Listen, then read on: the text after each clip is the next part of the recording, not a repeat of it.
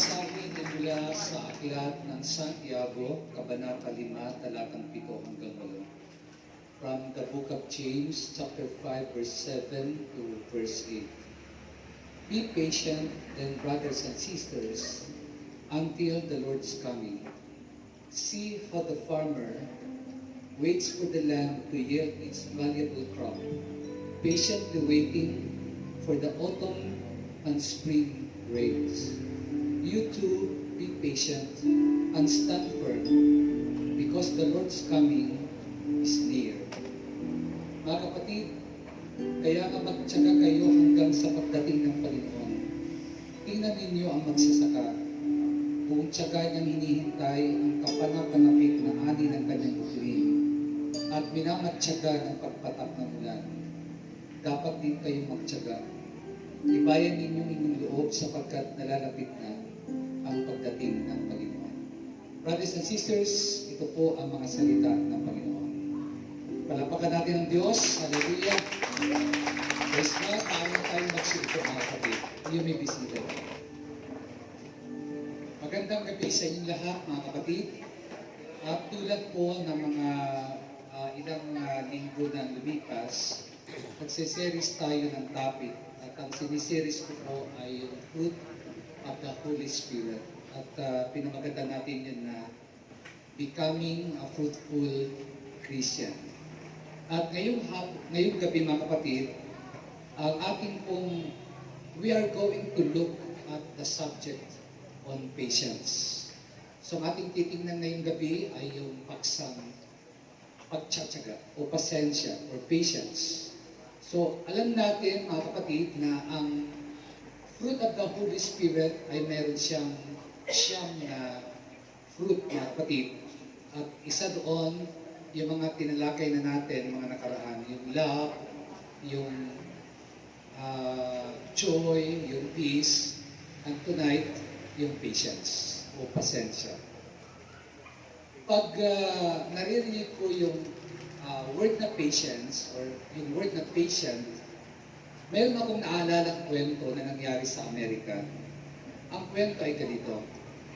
Meron pong isang truck driver, isang driver siya ng truck na yung dinadrive niyang truck ay napakalaki, yung 18-wheeler na truck. So, habang nagbabaybay siya ng mga lugar sa Amerika, napadaan siya sa isang restaurant para mag-snack, mag-merienda muna. At pinark niya yung kanyang truck sa tabi sa parking area ng restaurant kasi malalaki yung mga parking area doon. Pagpasok niya, mayroong customer sa loob ng restaurant na tatlong mga naka-leather jacket at mga bikers. Alam niyo yung mga bikers, di ba? Yung may mga Harley Davidson na mga motor, mga usually mga grab drive niya, mga katitipulong lalaki na may mga tattoo, mga naka-leather jacket, mga biker, tapos may mga nakalagay na pumo sa kanilang mga jacket. So usually mapipicture ninyo yung mga bikers, especially yung mga sa ibang bansa. So pagpasok niya sa restaurant, pansin niya itong tatlong lalaki. So nag-order siya ng hamburger, french fries at saka coffee. Lumapit yung isang biker na malaking tao at parang naghahanap ng away. Ang ginawa ng lalaki, kinuha yung hamburger niya. Pangalawang lalaki na naka-leather jacket din, na biker, kinuha naman yung kanyang french fries. At yung pangatlo, kinuha yung kanyang coffee, ininom. Pero mga kapatid, yung lalaking ito na truck driver, tahimik lang siya. At hinayaan niya lang yung ginawa ng tatlo na yun. At tumayo siya, pumunta siya sa may cash register, nagbayad siya doon sa kanyang kakainin sana na kinuha ng tatlong mga riders. At tahimik lang yung lalaki na lumabas doon sa pintuan ng restaurant at sinundan siya ng cashier o ng waitress. Paglabas niya, alis na yung truck driver, dala-dala niyang 18-wheeler truck. Pagpasok niya, sabi ng mga tatlong lalaki, yung isa sabi doon sa waitress, sabi niya, parang hindi siya tunay na lalaki, ano? Sabi sa waitress. Sabi ng waitress sa kanya, sa rider na yun, sabi niya, hindi ko alam yung sagot dyan. Hindi ako sigurado. Pero isa lang ang sigurado ako, hindi siya tunay na truck driver. Sabi nung rider, bakit naman? Ba't mo sabi hindi siya tunay na truck driver? Kasi pag alis niya kanina, dala-dala yung 18-wheel na truck, sinagasaan niya yung 3 motorsiklo sa labas at durog-durog yung 3 motorsiklo. Mga kapatid, na-share ko lang yan kasi ang ating pag-uusapan is about patience. Ang patience hindi yung tahimik ka lang at lihim ka lang nagaganti. Katulad ng ating nabasa, na pagpintuhan. Pag-usapan natin, ano ba ang patience, mga kapatid? So, ito ang pang-apat na bunga ng Espiritu, katyagaan, pasensya, pagtitiis. Tatanungin ko kayo ba meron kayong patience? Amen? Meron ba kayo, no? Meron ba kayong pasensya? Meron ba kayong pagtsatsaga? Meron ba kayong pagtitiis? Nalala ko yung isang doktor, isang lalaki sabi niya, if I am a doctor, I would be poor because I have no patience. So, mga kapatid, alam niyo ba, ngayong gabi, tatalakayin natin ang subject na patience at pamamagatan ko itong becoming more patient. Becoming more patient. Pagiging matyaga, pagiging mapagpasensya, pagiging matiisin. Sabi ng isang famous na psychologist at educator, si John Dewey, sabi ni John Dewey, the most useful virtue in the world is patience. Ang pinaka-kagamit-gamit na virtue na katangian sa mundo ay ang pasensya. Agree ba kayo doon? The most useful virtue in the world is patience. Ang nagagamit na katangian sa mundo ay pasensya. The fact is, we need it all the time. And we need it everywhere. Kahit saan ka magpunta, kailangan mong may baon kang pasensya. Pumunta ka sa kalsada, kailangan may baon kang pasensya. Kasi kung wala kang baong pasensya, baka maka-encounter ka ng mga balasubas, ng mga motorista, at mapapaaway ka. Pag pumunta ka sa trabaho, kailangan mo ng pasensya. Amen? Pag pumunta ka sa palengke, kailangan mo rin ng pasensya. Pag pumunta ka kahit saan, kahit sa bahay mo na nga lang sa sarili mong bahay, kailangan mo ng pasensya. Amen? Galing ka sa trabaho, uuwi ka, tapos naabutan mo, magulong bahay. So, the most useful virtue in the world is patience. Meron nga nagsabi, whether it's marriage or business, patience is the first rule of success. Whether it's marriage or business, patience is the first rule of success. Sa pag-aasawa man, sa negosyo man, ang numero unong patakaran sa tagumpay ay pagpapasensya. Amen? Kung wala kang pasensya, hindi magiging maganda ang marriage life. Pag wala kang pasensya, hindi ka uunlad sa negosyo. Pag wala kang pasensya, hindi ka magtatagal sa trabaho. Amen? Mga kapatid, the first rule of success is patience. Sabi nga ng Proverbs 16:32, it is better to be patient than powerful. It is better to win control over yourself than over whole cities. Higit daw na mabuti ang magtiyaga kaysa makapangyarihan. Higit na mabuti ang pagsupil sa sarili kaysa pagsakop sa mga bayan. My question is, kaya mo bang kontrolin ang sarili mo? Kaya mo bang supilin ang sarili mo? Kasi sabi ng Bible, it is better to be patient than powerful. Amen? It is better to win control over yourself than over whole cities. Amen? Maraming tao, gusto nila makontrol ang iba, pero sarili nila, di nila kayang kontrolin. Amen? So mga kapatid, by testing our patience, God give us through patience. Ulitin ko. By testing our patience, God give us true patience. Mga kapatid, sinusubok ng Diyos ang ating pasensya sapagkat sa pagsubok na yon, doon niya tayo bibigyan ng tunay na pagtsatsaga, ng tunay na pasensya, ng tunay na pagtitiis.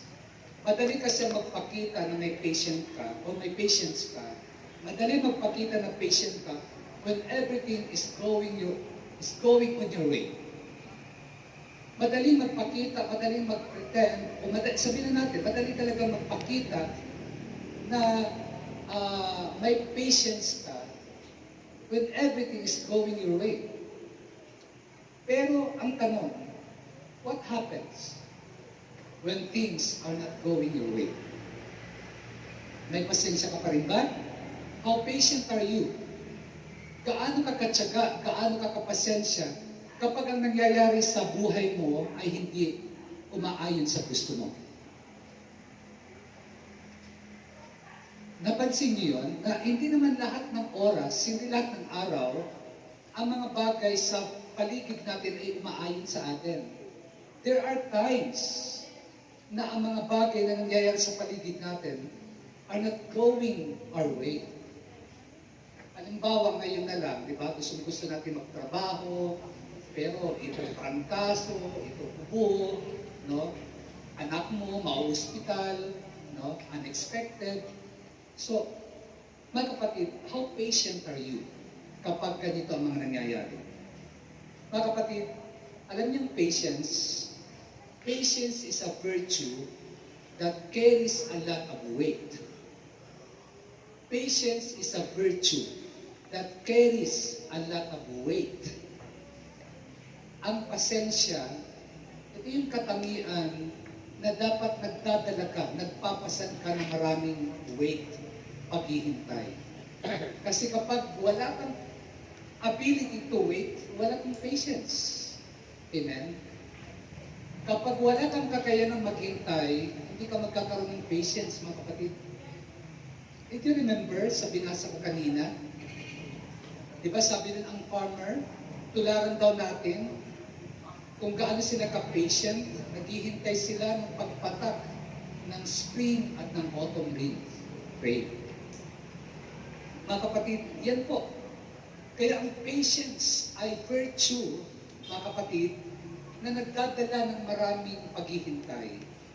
Alala ko yung isang babae, sabi niya, Lord, please give me patience and I want it now. Amen?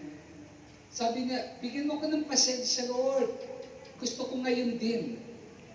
Doon pa lang, wala ng pasensya yun eh. Amen? Kasi pag sinabing patience, hindi ka nagmamadali. Amen? So, tonight, brothers and sisters, dalawa lang na importanteng gusto kong tingnan natin lahat. Una, how God tests our patience. So una, yung pag-test sa ating patience. Here are 4 ways to test your patience. Una, mga kapatid, may 4 po na paraan. How does God test my patience? How does God test your patience? Meron pong 4, mga kapatid, at madali siyang tandaan sapagkat ang 4 na ito, lahat sila nag-start sa letter I. Letter I. Una, tinetest ang ating patience sa pamagitan ng interruptions. Interruptions. Alam niyo ba yung word na interruptions? Pag sinabing interruptions, yung pagkaabala, pagkaantala, pagkatigil, may interruptions. May nag-i-interrupt. Mayroong nangyayari para matigil muna o maabala o maantala. Mga kapatid, lahat tayo nakaka-experience nito. Yung interruptions. At during interruptions, doon tinitest yung ating patience. For example, kakain ka na, biglang magre-ring yung phone mo.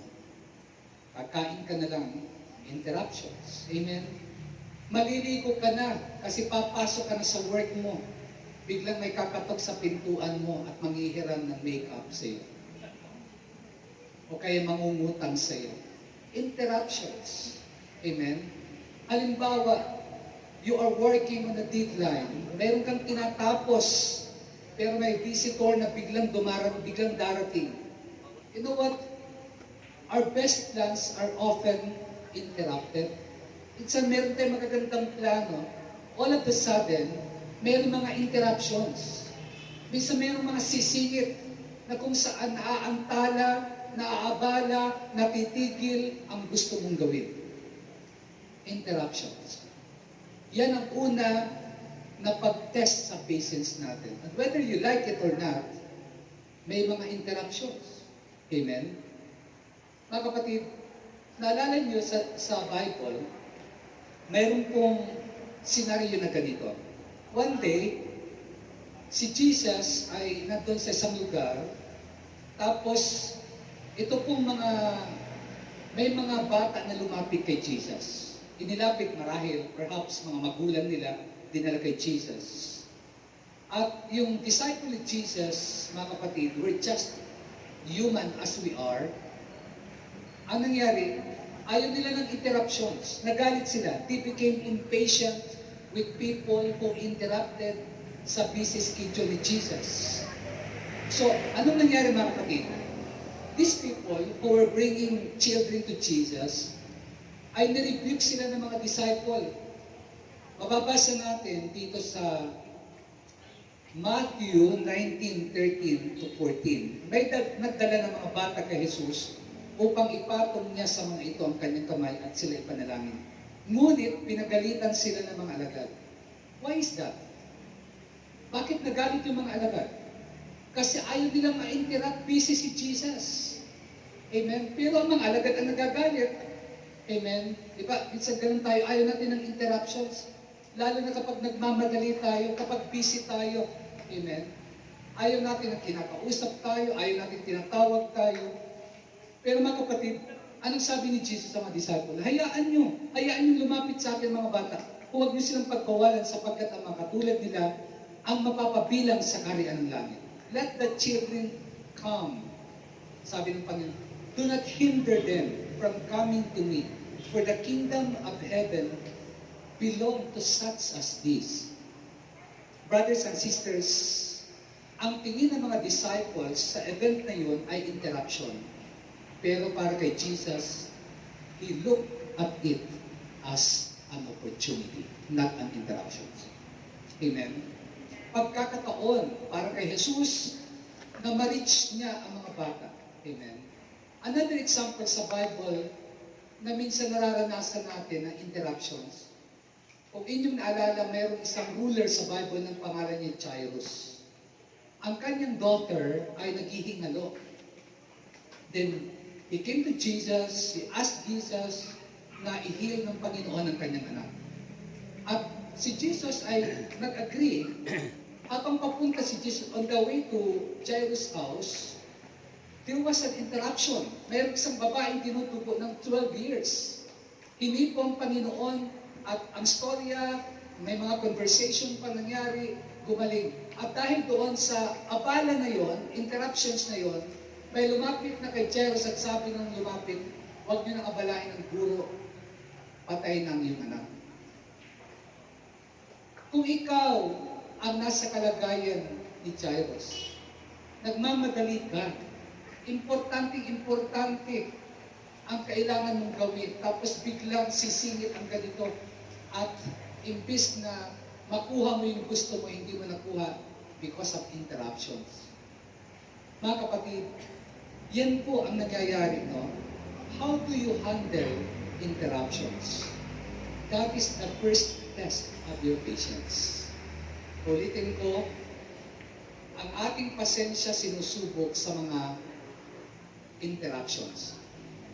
Pagkatigil, pagkaabala, pagkaantala, mga pagsingit, no? May mga bagay na nangyayari, no? Sinusubok ang ating patience.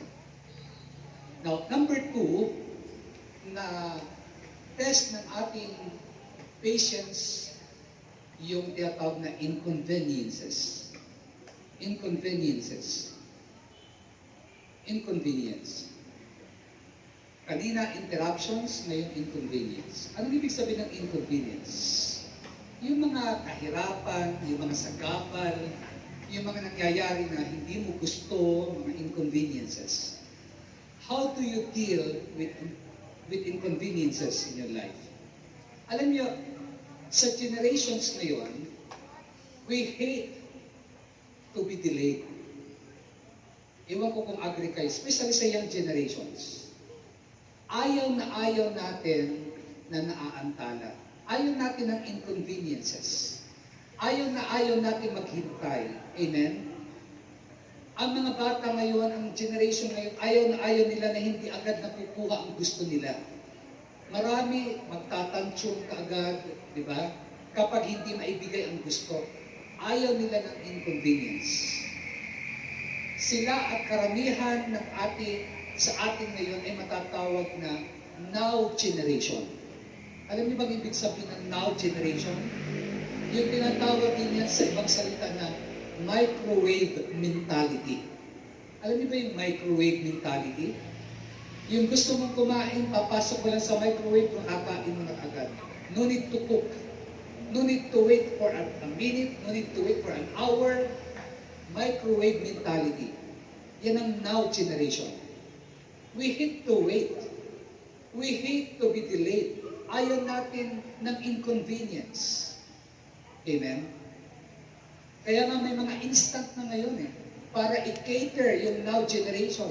May instant noodles, may instant coffee, may instant ulam. Ang iba may instant boyfriend, instant girlfriend. Mga kapatid, may fast food. Amen? Bakit may fast food? Kaya nga may fast food, ibig sabihin fast. Mabilis, mga kapatid. Amen? Mabilis sa pagkain. Noong unang panahon, 30 years ago, pag gusto mong kumain, maghihintay ka muna. Amen? Maghihintay ka ng ilang hour bago ka makakain. Pero ngayon, wala na. Diba? Drive-thru ang sagot. Amen? O kaya, food panda. Order ka lang online. Ilang minuto, nasa pintuan mo na. Yung carbonara, andyan sa pinto mo yung pizza, andyan na yung milk tea. Amen? Now generation. Ayaw natin ng inconvenience. But you know what? Ang isang test ng ating patience ay ang inconveniences. Minsan, maaabala. Amen? Kasi ngayon lahat instant na. Na-remember ko sa Luke 10, mababasa natin about a woman who had trouble being patient in the face of inconveniences, and that woman is Martha. Mababasa ninyo sa Luke 10, si Martha. Nung si Jesus ay nag-visit sa kanila, sa bahay ni Mary ni Martha, si Martha was busy preparing a meal for the guests, for Jesus and his disciples. But Mary was not helping. So, ano nangyari? Here is what happened. Habang nag-prepare si Martha, sa mga ginagawa niya, anong sabi niya kay Jesus? Lord, sabihin mo naman sa kapatid ko na tulungan ako. Amen? Sabihin mo naman. Amen? Na-experience nyo na ba yan? Na pagkaramdam nyo parang hindi fair? Parang ikaw lahat gumagawa? Parang yung load mo sobra-sobra? At pakiramdam mo mga kapatid, there should be others to help you, pero nanonood lang, tinitingnan ka lang, How do you react? How do you react? Inconveniences. Amen? Sa bahay nangyayari yan, di ba? Pawis na pawis ka na sa lahat ng ginagawa mo, pero yung iba doon para mga manhid, walang pakiramdam. So, how do you feel? How do you react? Ang tinuturo ng Panginoon dito, ang pinapakita sa atin, are you patient despite the inconveniences? Di ba sabi niya kay Martha, Martha, Martha, abala-abala ka sa maraming bagay. Isa lang naman talagang importante. Pinili ni Maria ang higit na maganda, yung maupo at makinig ng salita ng Diyos. Sa panahon ng mga inconveniences, isipin natin ano yung mas mabuting gawin.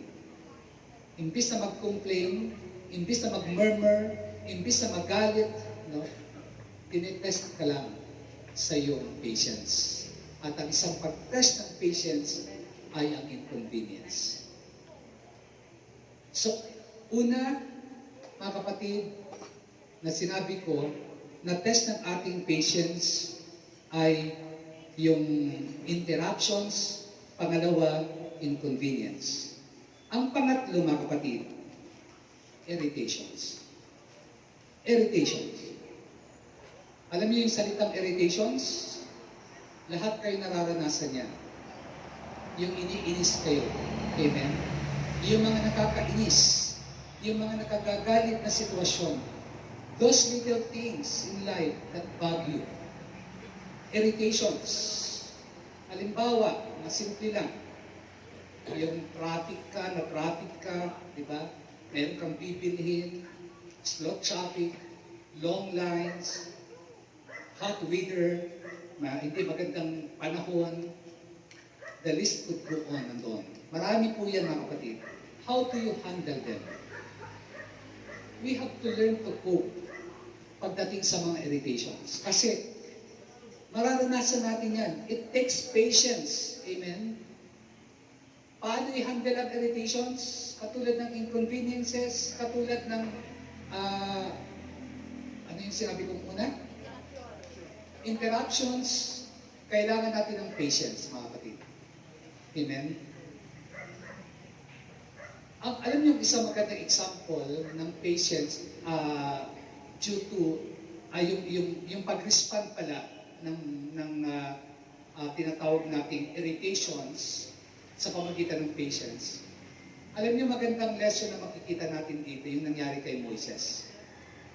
Mababasa natin sa Numbers 20, 10 to 11.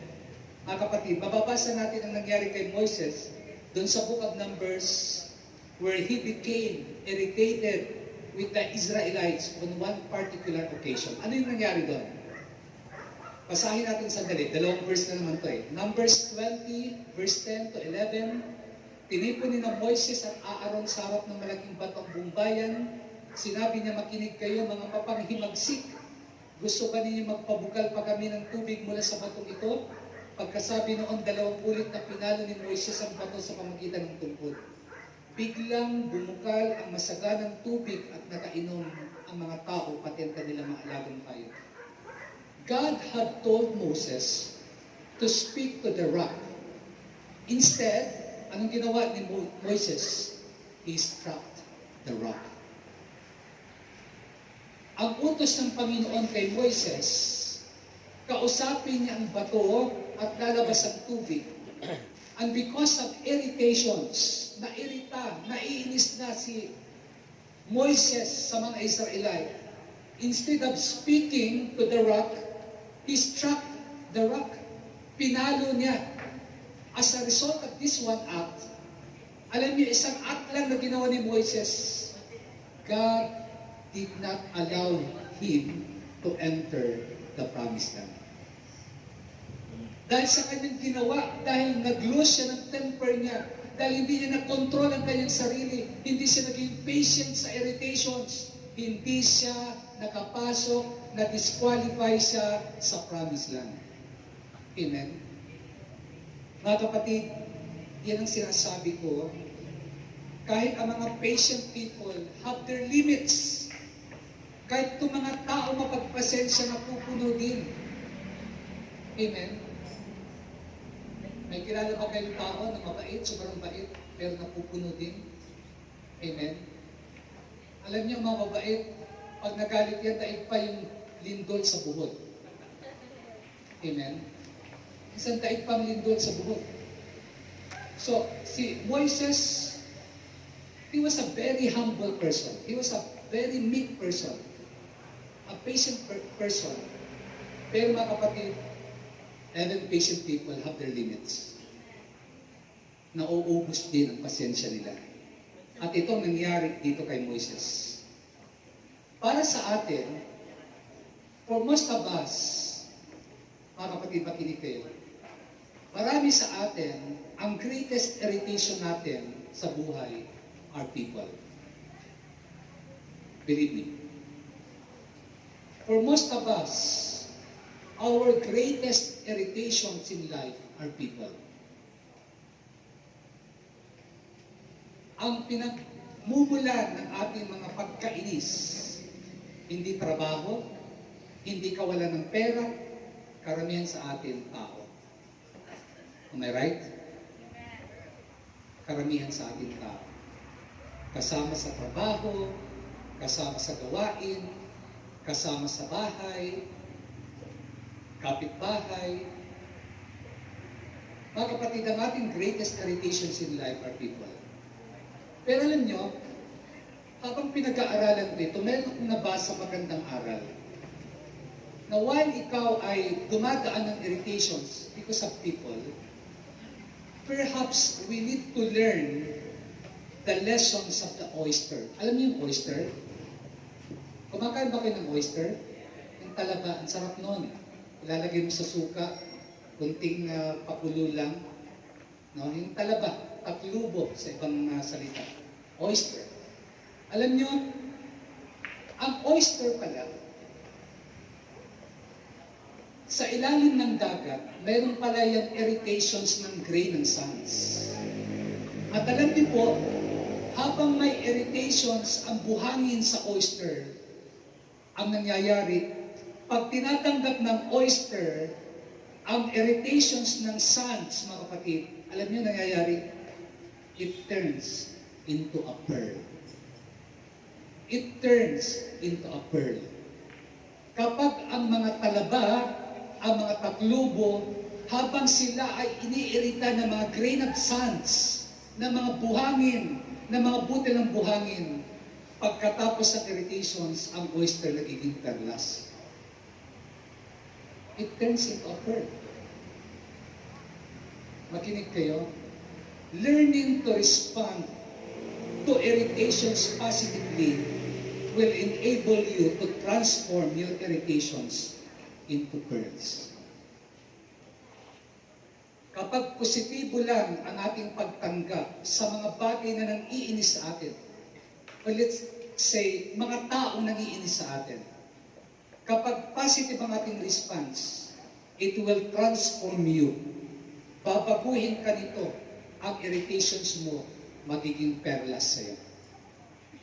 Amen? Ang negative, magiging positive sa'yo. Ang pangit ay magiging maganda para sa'yo.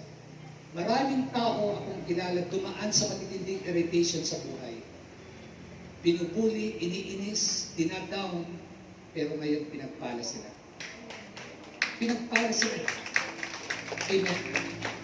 Learning to respond irritations positively will enable you to transform your life or even your irritation into pearls.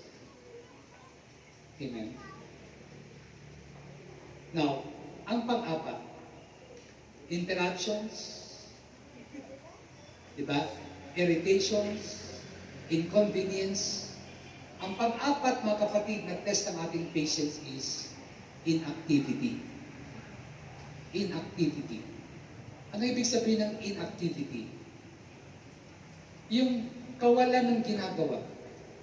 Alam nyo, lahat tayo, ewan ko, karamihan siguro sa atin dito, ayaw natin ng walang ginagawa. Tama? Kaya, ayaw natin ng lockdown eh. Ayaw natin ng quarantine. Kasi ayaw natin ng walang ginagawa. Alam niyo ba, nung time na ito ng pandemic, ang dami nagkaroon ng depression. Bakit? Kasi ang tao sanay na may ginagawa. Ang tao sanay na kumikita. Ang tao sanay na, kumbaga, productive. Then biglang nangyari ang pandemic, walang ginagawa, nakakulong sa bahay, walang trabaho. Kaya marami nagkaroon ng depression. Alam niyo, isang test ng ating patience ay inactivity. Kung minsan, pinapahintulot ng Diyos na dumating yung time na wala kang gagawin. Kasi puro ka na lang ng gawa. Habang gumagawa kang gawa ka rin ng gawa. Kaya gusto ni Lord, tumahimik ka muna para tumigil ka muna. Amen? Ako naniniwala, ang pandemic na ito, tinuruan lang ang lahat ng tao manahimik. Sandali. Kasi lahat tayo maingay. Amen? Lahat tayo busy. Lahat tayo interesado sa ating mga sariling trono. No? Kaya ang Panginoon, dumating yung time, inalaw niya sa buhay natin yung inactivity. So kawalan ng ginagawa. Ayaw natin ng wala tayong ginagawa. Ito ay isang test ng patience. Most of us would rather do anything but wait. No. Most of us would rather do anything than wait. Ayaw natin na naghihintay. Amen? We hate to wait in the doctor's office, di ba? Ayaw niya naghihintay kayo sa opisina sa klinik ng doktor. We hate to wait sa mga stoplight. Amen? We hate to wait sa line sa supermarket. Amen? Ayaw natin mag-wait doon sa kwarto natin habang nakakonfine tayo sa bed natin dahil sa ating karamdaman. Lahat tayo, ayaw natin ng inactivity. But inactivity is a test of our patience. Amen? Sa Bible, mababasa natin yung phrase na the patience of Job. The patience of Job. Alam niyo si Job, mga kapatid? Job is an example of a man who could do nothing but wait. Si Job, dumating yung time na wala siyang gagawin kundi maghintay. Amen? In fact, sinabi nga niya, babasahin ko lang, isang verse sa Bible, Job 14:14. Sabi niya, he said, all the days of my struggle, I will wait until my chains comes. All the days of my struggle, sabi ni Job 14:14, all the days of my struggle, I will wait until my chains comes. Kaya niyo ba yun? Sa lahat ng struggle ninyo, sa lahat ng pinagdadaan ninyong problema, maghihintay lang kayo hanggang dumating ang pagbabago sa inyong buhay? Si Job, ginawa niya yun. Sa Tagalog version, ngunit para sa akin, paglaya ko sa hirap ay aking hihintay. We can learn much from Job's experience, from Job's life, from Job's example. Marami tayong matututunan dito.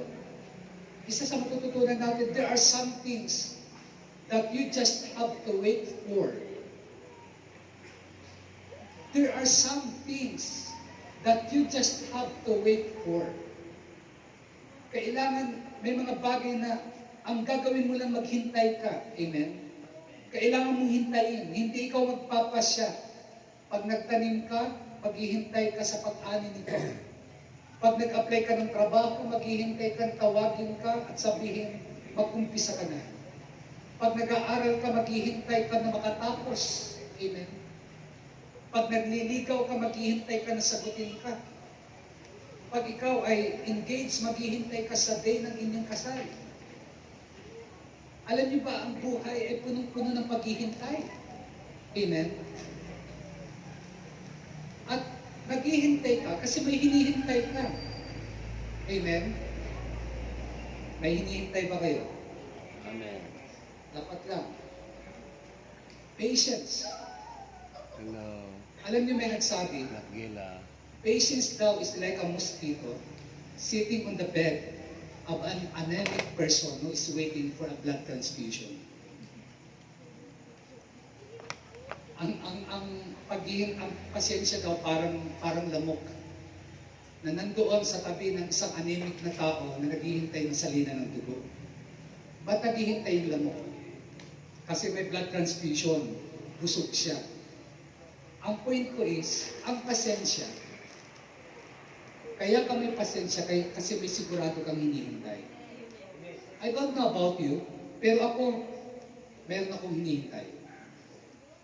Amen? At sigurado ako sa hinihintay ko. Amen? Mga kapatid, be patient enough. Nakikinig kayo? Amen. So, yan po. Yan ang test ng patience. Again, madali lang tandaan for letter I. Irritations, diba? Inconvenience, inactivity, no? At yun na sabi ko kanina, nakakalimutan ko madalas. So mga kapatid, now, pumunta tayo sa pangalawa na kukunan natin ang aral sa subject na patient. How to become a patient person. Dito tayo magtatapos, papaano tayo magkakaroon ng pasensya? How to become a patient person. Alam niyo may nagsabi, a man who is master of patience is master of everything else. A man who is master of patience is master of everything else.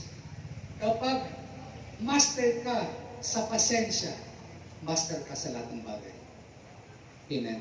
So, the question is, how to become a patient person? What causes impatience? Ano ba yung dahilan bakit may mga tao na walang pasensya? Alam niyo yung sagot? Ano yung cause ng impatience? A lack of peace. A lack of peace. Kapag kulang ka ng kapayapaan, wala kang pasensya. Kaya nga mapapansin niyo sa list ng fruit of the Holy Spirit, ang patience ay huli, right after ng peace. Diba? Love, joy, peace, then patience. Nauuna yung peace. Kasi mga kapatid, kapag wala kang pasensya, ang dahilan niyan wala kang kapayapaan. Amen? A lack of peace. What causes impatience? A lack of peace. Mga kapatid, when you have peace in your mind, when you have peace in your heart, almost nothing can make you impatient. Almost nothing can make you impatient. Kapag may kapayapaan ka sa puso mo, kapag may kapayapaan ka sa isipan mo, walang bagay na magpapabagsak sa iyong pasensya. Kasi may kapayapaan ka eh. When you have peace in your heart, almost nothing can make you impatient. But when you do not have peace in your heart, sa kabilang banda mga kapatid, almost anything can make you impatient. Kapag wala kang kapayapaan, kahit mga kaunting bagay, mawawalan ka ng pasensya. Kahit sa mga kaunting bagay, maiinis ka. Kapag wala kang kapayapaan sa puso, kahit tingin lang sa'yo na hindi naman masama, magagalit ka. Why? Lack of peace. Amen? Mga kapatid, when you do not have peace in your heart, almost anything can make you impatient. But when you have peace in your heart, nothing, almost nothing can make you impatient. Amen? So how can you learn to be a patient person?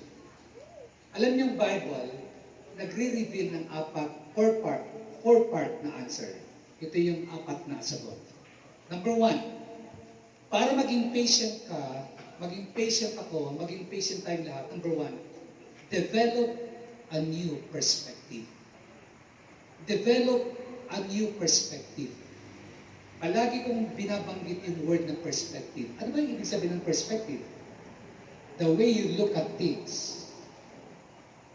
Paano mo tinitingnan ng isang bagay? Perspective ang tawag doon. Amen? Ibig sabihin nito na develop a new perspective, find a new way of looking at the situation or the person that is giving you problems. Humanap ka ng ibang pagtingin, no? Ibang pagtingin sa sitwasyon o tao na nagbibigay sa ng problema. Find a new way at looking at the situation or people na nagbibigay sa ng problema. Alam niyo, patience ay nagsisimula by changing the way you view something. The way you view something. Ang pasensya ay magsisimula siya pag binago mo ang pananaw mo sa isang bagay. Halimbawa, mga kapatid, kasi alam niyo, pag impatient ang tao, limited ang perspective mo, limited ang view mo, limited yung tingin mo. Kaya nga, if all I see is myself, my needs, my desire, my goals, my wants, my schedule, and how people are messing up my life, mga kapatid, magiging impatient ako. Kasi ang root ng impatience is selfishness. The root of all impatience is selfishness. Kaya ang tao ay impatient, kaya ang tao walang pasensya, kasi ang tinitingnan mo lang palagi sarili mo. Try to look. Hindi lang yung sarili mo, kundi iba. Kaya nasabi ko kanina, find a way na mag-view ka ng ibang pananaw sa isang sitwasyon o sa ibang tao. So, mga kapatid, I need to get a new perspective on life. I need to learn to see things from other people's point of view. Ito po, mga kapatid, makinig kayo. Kung gusto mo na magtagumpay, tumingin ka sa mga bagay, hindi sa sarili mong paningin, kundi sa paningin ng iba. Ito example. Alam niyo yung secret ng success? If you want to be a successful husband or wife, learn to see life from your partner's point of view. Kung gusto mo maging successful na bana o asawa, tingnan mo ang buhay sa pananaw ng iyong partner, hindi sa pananaw mo. If you want to be a successful parent, learn to see life from your child's point of view. Gusto mo maging matagumpay na magulang? Huwag mong tingnan ang mga bagay sa pananaw mo. Tumingin ka sa pananaw ng iyong anak. If you want to be a successful business person, learn to see life from your customer's point of view. Amen? Tingnan mo palagi ang buhay sa paningin ng iba.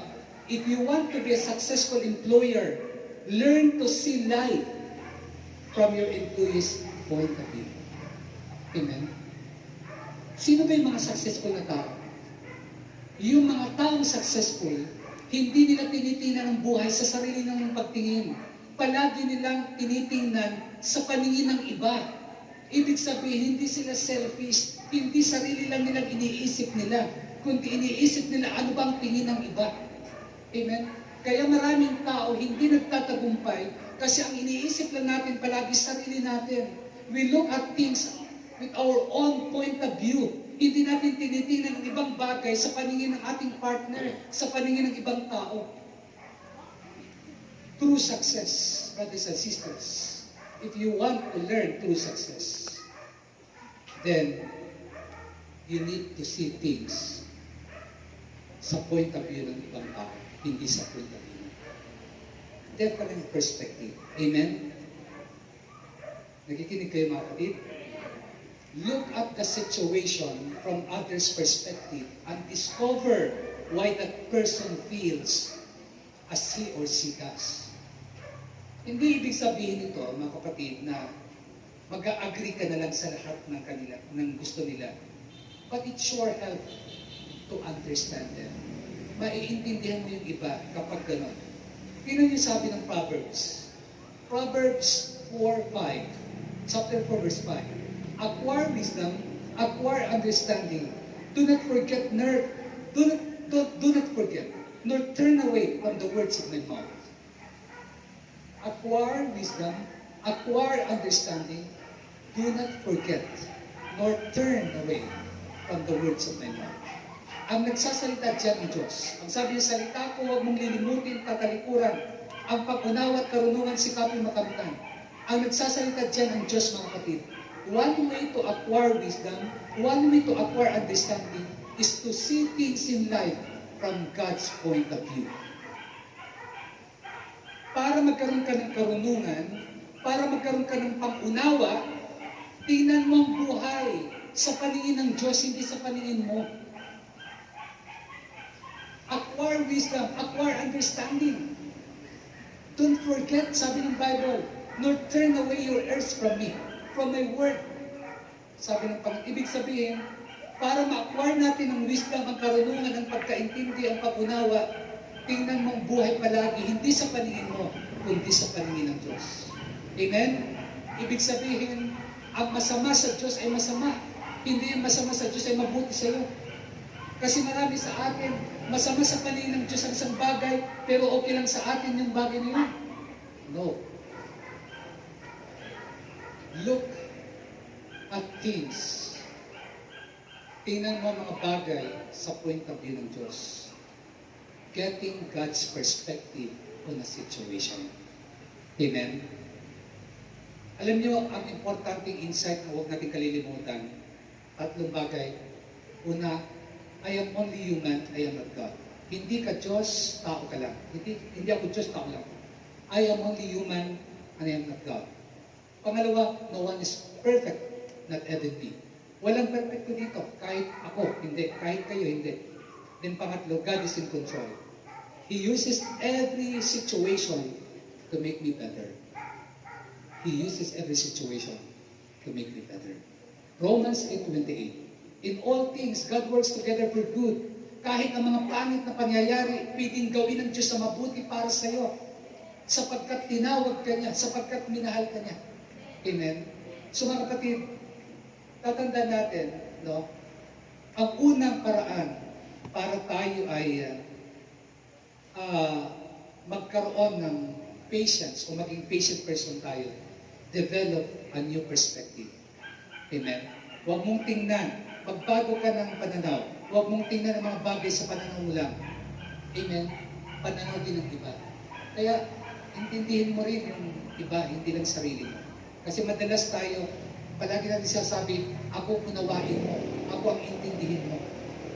Pero, nag-intindi ba tayo sa iba? Mga kapatid, anong sabi ng Bible? Proverbs 20:24, man's steps are ordered by the Lord. Man's steps are ordered by the Lord. Si Yahweh ang nagtatakda ng landasin ng mga tao. Amen. Ibig sabihin nito, you may experience some divine delays, some heavenly interruptions. Sometimes God will put irritating people around you for the purpose of teaching you lessons, teaching you something. Get a new perspective. Look at it from God's point of view. Alam niyo, patience is a mark of maturity. Patience is a mark of maturity. Ang tao na may pasensya, palatandaan yan na malago siya. Dahil ang isang bata, most children are very impatient. Amen? Hindi sila makapaghintay. At ang maturity involves the ability to wait. Maturity involves the ability to wait. Kung kaya mo maghintay, ibig sabihin, malago ka. Because patience is a mark of maturity. Amen? So, yan pong una, develop a new perspective. Number 2, acquire a sense of humor. Acquire a sense of humor. Ano ibig sabihin ng sense of humor? Alam nyo, sa buhay, para maging pasensyoso ka, minsan kailangan mong tumawa. Tumawa ka. Amen? Learn to laugh at your circumstances. Learn to laugh at yourself. Learn to have joy in every situation. Bakit? Bakit kailangan natin ng sense of humor? Bakit kailangan natin tumawa? Sabi ng Bible, pakinggan niyo, Proverbs 15:13, a joyful heart makes a cheerful face, but when the heart is sad, the spirit is broken. Sabi ng Proverbs 17:22, a joyful heart is a good medicine. Magandang gamot. A joyful heart is a good medicine, but a broken spirit dries up the bones. Ang pagkamasayahin ay mabuti sa katawan, at ang malungkutin, unti-unting namamatay. Gusto mong mamatay ka mabilis? Maging malungkutin ka. Ang sabi ng Bible, pakinggan nyo ha, sinabi lang ng Bible ha, hindi ako nagsabi niyan. Proverbs 15:13 at saka Proverbs 17:22. A joyful heart is a good medicine, but a broken spirit dries up the bones. Sa Tagalog, ang pagkamasayahin ay mabuti sa katawan at ang malungkutin unti-unting namamatay. Amen. Seryoso na nga ang nangyayari sa mundo. Seryoso ka pa. Amen. Mga kapatid, acquire a sense of humor. Ang point ko is, minsan tumawa ka. Amen. Kahit nag-iisa ka, tumawa ka. Gusto mo matawa, tumingin ka lang sa salamin. Amen. Alam niyo, sa scientific studies, it shows that people who laugh live longer. Scientific studies to. Sa pag-aaral, sabi ng scientific studies, show that people who laugh live longer. Ang mga taong madalas tumatawa, mas mahabang buhay. Kasi ang humor daw ay isang tension dissolver. Ito ay antidote to anxiety. It is a tranquilizer without any troublesome side effects. Laughter is like shock absorber. Yan ang sabi ng pag-aaral. Scientific studies, mga kapatid. No? Ang humor daw ay tension dissolver, antidote sa anxiety, tranquilizer na walang troublesome side effects. Ang laughter ay isang light shock absorber. Amen? Alam niyo mga kapatid, maraming famous comedian, lumaki sila o tumira sila sa mga mahirap na neighborhood with lots of problems. Ulitin ko, maraming mga comedians grow up, lumaki sila sa mga poor neighborhoods na maraming problema, pero na-cope nila ang mga trouble by learning to laugh and making others laugh. Amen? Na-cope nila ang trouble by learning to laugh and making others laugh. Alam niyo, ako nakakamiss ako sa mga taong marunong magpatawa. Kasi ako, hindi ako marunong sa ganun. Pero kahit hindi ako tumatawa, masaya ako. Amen? Ang point ko mga kapatid, hindi ibig sabihin, brother, hindi ako makakapagpatawa, hindi ako magiging masaya. Kasi yung kinalakihan ko na neighborhood, puno-puno ng problema, magulo, masalimuot ang buhay na kinalakihan ko. Hindi totoo yan. Marami mga komedyante, lumaki sila sa mga masalimuot na kapaligiran. But they learn to cope. Why? Because they learn to laugh. And they learn to make other people laugh. Amen. So learn to laugh. If you can laugh at it, you can live at it. Amen. You can live with it. Kung kaya mong tawanan ang problema, makinig kayo, kung kaya mong tawanan ang mga problema mo, lahat ng bagay kaya mong tawanan. Di ka mauubusan ng dahilan para tumawa. Kung kaya mong tawanan ang problema. Amen. Di ba may kanta nga yan, tawanan mo ang iyong mga problema. Number 3, how to become patient person, deepen your love. Deepen your love. Palalimin ang pagmamahal. The third step in becoming a patient person is to deepen your love. Alam niyo po, ang 1 Corinthians 13 verse 4, probably, ito yung pinaka-most straightforward na verse sa Bible. Ano sabi ng 1 Corinthians 13:4? Love is patient. Love is patient. Pinaka-straightforward na verse sa Bible. 1 Corinthians 13:4. Love is patient. Ibig sabihin ito, when I am impatient, I am being unloving. Kasi love is patient. Sabihin niyo nga, love is patient. Love is patient. So kung hindi ka patient, kung impatient ka, unloving ka. Kasi ang tunay na love is patient. Amen? Kapag wala kang pasensya, wala kang pag-ibig. Because when you love someone, you care about that person's needs, desires, hurts, ang point of view, hindi lang yung sarili mo. Kapag feel ka ng love, almost nothing can provoke you to anger or push you to be impatient. Kapag mahal mong isang tao, walang bagay na makakapagsira o makakaprovoke sa iyo para magaling ka sa tao niya because you are filled with love for that person. Because love is patient. Amen? Sa kabilang banda, pag filled ka with anger, almost anything can provoke you. Amen? Kapag puno ka ng galit, madali ka lang ma-provoke. Amen. Halos lahat ng bagay. When you are under pressure, whatever is inside, lalabas yun mga kapatid. So, anong dapat gawin? Deepen your love. Palalimin ang pagmamahal. Ephesians 4, verse 1 to 2. Kaya't ako na isang bilanggo dahil sa Panginoon, nakikiusap sa inyo, na mamuhay kayo gaya ng nararapat sa mga tinawag ng Diyos. Kayo maging mapagpakumbaba, mahinahon at matyaga. Magmahalan kayo at magpasensya sa isa't isa. Ephesians 4, verse 1 to 2. Therefore, I, the prisoner of the Lord, implore you to walk in a manner worthy of the calling with which you have been called, with all humility and gentleness, with patience, showing tolerance for one another in love. Yan ang sabi ng Ephesians 4, verse 1 to 2. We should be patient with others because the Lord commands you to love other people, to love people. Amen? So yan po ang pangatlo. At ang panghuli mga kapatid, para maging patient tayo, depend on the Lord. Depend on the Lord. Umasa ka sa Diyos.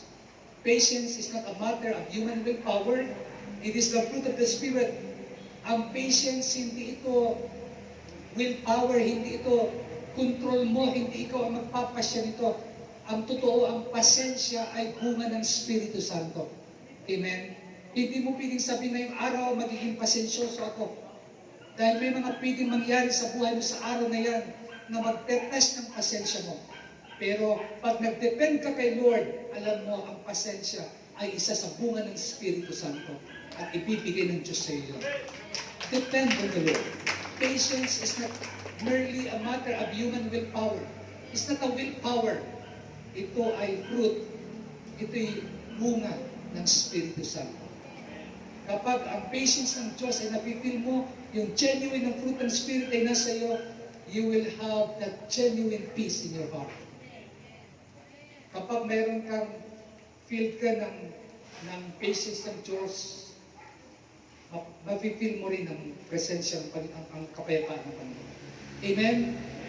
So, mga kapatid, alam niyo ba, patience is a form of faith. Patience is a form of faith. Faith yan, pananampalataya. Pag sinabi mo, nagtitiwala ko sa Diyos, I believe that God is bigger than this problem. I believe that God has His hand sa mga bagay na nangyayari sa akin. Yan ay faith. Kaya ang patience is a form of faith. Pananampalataya. Ang pananampalataya tumutulong sa atin para tingnan ang buhay from God's point of view. Hindi sa point of view natin. Amen? So mga kapatid, si Noah sa Bible, gusto ko magtapos sa mga illustrations na ito. Noah had to wait 120 years before the promised rain to come. That is a long time to be patient. 120 years naghintay si Noah bago pumatak ang ulan. Mahabang panahon yan. Abraham waited 100 years to have a son. Bago dumating sa Isaac, that is a long time to be patient. 100 years naghintay siya. Si Moses waited for 40 years in the desert and then spent another 40 years leading the children of Israel across the desert to the promised land. That is a long time to be patient. Everyone in the Old Testament was waiting for the Messiah to come. Mga kapatid,